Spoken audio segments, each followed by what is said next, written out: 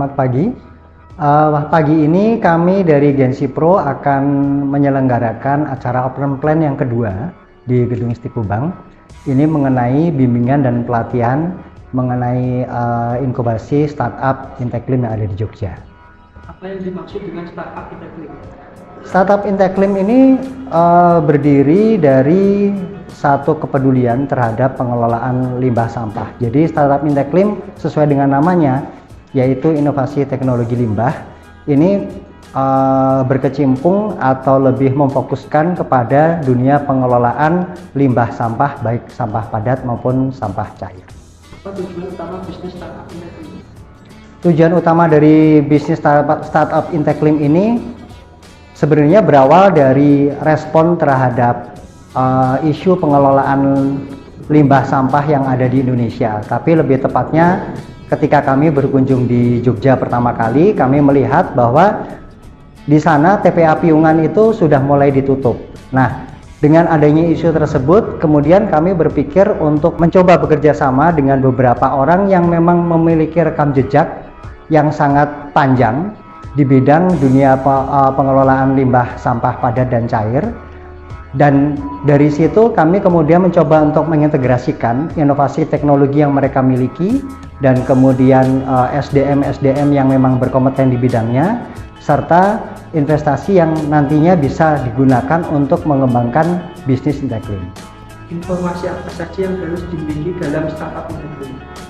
Startup Inteklim ini harus yang paling utama tentunya adalah produk ya. Karena di Inteklim ini ada 3 produk utama, yaitu RBC, di mana RBC ini akan berfokus kepada pengelolaan limbah cair. Kemudian ada yang namanya insinerator. Insinerator ini berfokus kepada pengelolaan limbah padat yang nanti dia lebih ramah lingkungan. Jadi teknologi ini sangat ramah lingkungan, di mana pada saat proses pembakaran ini tidak ada polusi udara. Dan kemudian untuk mesin torrefaksi ini juga kurang lebih sama, tapi mesin torrefaksi kelebihannya adalah dia memiliki hasil akhir yang memiliki valuasi ekonomi. Apa tantangan dalam membuat informasi bisnis startup Inteklim? Tantangan yang paling utama sebenarnya di internal itu yang tadi ya. Jadi produk yang dimiliki dari Inteklim, kemudian keunggulannya itu apa saja, dan model bisnisnya seperti apa, serta kedepannya itu yang menjadi tantangan utama bagaimana menjadikan Inteklim ini menjadi satu mungkin kalau boleh dibilang menjadi pelopor dalam hal bisnis pengelolaan limbah sampah padat dan cair di Jogja dan secara umumnya adalah di Indonesia. Waktu ketemu dengan kami, hanya kami jelaskan. Kalaupun nanti mereka butuh survei ke Jogja, melihat pabriknya ini, mungkin mesti terpaksa. Ini salah satu produk yang dimiliki oleh Inteklim. Produk yang lainnya adalah insinerator. Jadi ini yang tadi saya sudah sempat jelaskan bahwa proses insinerator ini adalah membakar, tapi residunya itu hanya berupa abu, dan abunya hanya 3%. Itu baik sampah organik maupun anorganik. Dan asap yang dihasilkan itu tidak menyebabkan polusi, tidak seperti open dumping yang selama ini ada di setiap TPA. Jadi dan ini ada ujinya, ada hasil uji teknisnya. Jadi bukan cuma sekedar omong-omong aja, tapi memang sudah dibuktikan melalui dokumen gitu. Nah, kalau dari penjelasan dari para tim ahli tersebut, itu di ketinggian 2 meter itu kita sudah bilang berupa uap insinerator. Ini kita bicara flow prosesnya ya, jadi mulai dari penerimaan sampah dan lain sebagainya. Kita nggak bicara yang teknis ini cuma sebenarnya sebagai gambaran aja bahwa ini flow proses dari kinerja mesin insinerator. Yang berikutnya ini adalah mesin torrefaksi. Mesin torrefaksi ini juga kurang lebihnya hampir sama dengan insinerator, tapi dia punya hasil akhir. Hasil akhirnya apa? Macam-macam. bisa menjadi syngas atau sintetik gas ya, gas sintetis, kemudian bisa jadi bahan bakar pengganti bensin, bisa menjadi biochar, jadi batu bara organik, bisa menjadi pupuk kalau misalkan sampah yang dimasukkan itu murni pupuk organik semua, sampah organik semua, dan bisa jadi batu bara organik.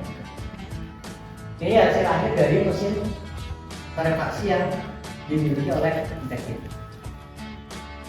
Yang menjadi keunggulan dari bisnis ini bahwa di Gensi Pro ini basis kami adalah pendidikan dan pembinaan. Membina siapa sih? Membina para startup. Jadi tidak hanya kita lepas mereka mencari investor, tapi kita bina dulu, kita ajari dulu, kita berikan konteks yang benar. Agar apa? Agar bisa fokus kepada kesiapan bisnis dari startup tersebut. Pendekatan sirkular ekonomi ini, kalau misalkan kita bicara sekarang ini banyak orang bilang ya, sirkular ekonomi. Sebenarnya apa sih?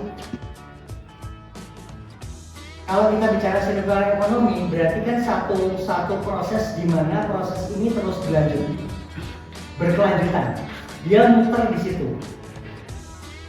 Jadi kalau misalnya kita ngomong sampah, contoh kita ngomong sampah organik dia akan mulai dari dia menjadi sampah, kemudian diproses lagi menjadi satu produk yang memang bisa layak pakai. Contoh misalkan sebagai tadi pakan marbot. Yang kedua jadi pupuk organik. Kalau yang anorganiknya bisa jadi apa? Yang tadi dalam mesin rarefaksi itu bisa jadi sintetik gas, bisa menjadi bahan bakar, bisa menjadi batako, dan lain sebagainya. Nah, Gensi Pro, di dalam Gensi Pro ini kami memiliki orang-orang yang memang berkecimpung di bidangnya cukup lama. Kolaborasi kami dengan para akademisi, dengan praktisi-praktisi yang memang punya pengalaman. Dalam hal ini pengalamannya apa? Karena kita di sini membicarakan mengenai pengolahan limbah sampah, dia pengalaman mereka di dalam pengolahan limbah sampah. Nah, kemudian kira-kira apa sih tujuan Bapak Ibu dihadirkan sekarang ini? Apa sih sebenarnya peran yang harus Bapak Ibu lakukan? Bapak Ibu tidak perlu punya keahlian teknis apapun. Bapak Ibu cukup sebagai penghubung, sebagai liaison officer, cukup membuat daftar nama orang-orang yang menurut Bapak Ibu itu pertama punya kepedulian yang sama mengenai pengolahan sampah, ada dananya. Kemudian dari situ memfasilitasi pertemuan dengan siapa?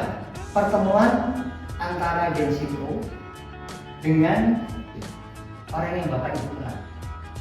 Jadi tidak perlu Bapak Ibu menjelaskan mengenai ini nggak perlu. Hanya cukup memfasilitasi saja di pertemuan. Nah, setelah itu nanti mendampingi kami ketika bertemu dengan calon investor. Apa yang dimaksud dengan startup Inteklim?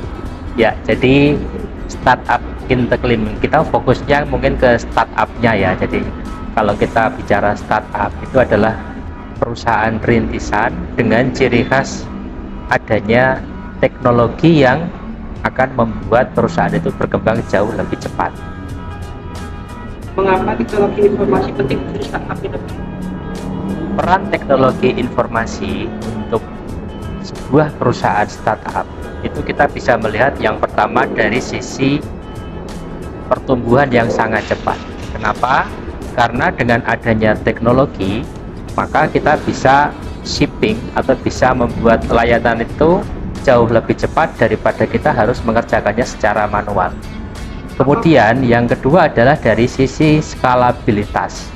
Nah, skalabilitas di sini kita bisa membuat sebuah produk itu peningkatannya eksponensialnya jauh lebih tinggi.